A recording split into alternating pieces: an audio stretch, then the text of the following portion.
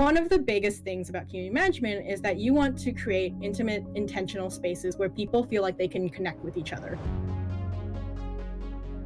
So working in Among Us and the community, there's so much creativity and so much love for the game and so many people cheering us on. I'm always grateful when I see how supportive people are and how understanding they are when it's like, oh, like we were just a small indie team and we're learning with them about like what goes on in a huge community as we kind of grow together. We're just a team of 5 currently, and that means I get to kind of contribute more and have a bigger voice in terms of how the community is grown and like what kind of things I want to see in the game to help community development and to create a more positive and kind environment within the game itself. One of the biggest things about community management is that you want to create intimate, intentional spaces where people feel like they can connect with each other.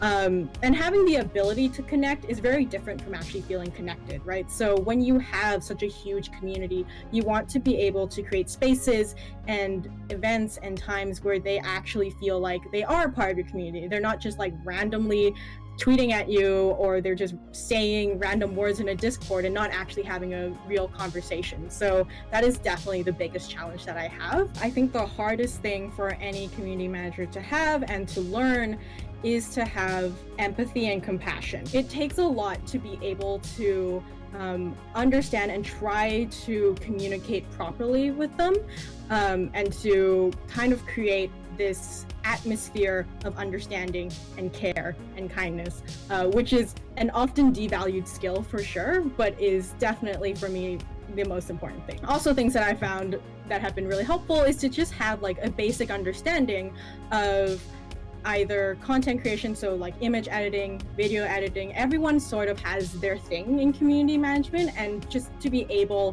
to look at different job posts and see what they ask for at your like dream studio or whatever will really help you out and figure out what skills that you might want to dive into a little more.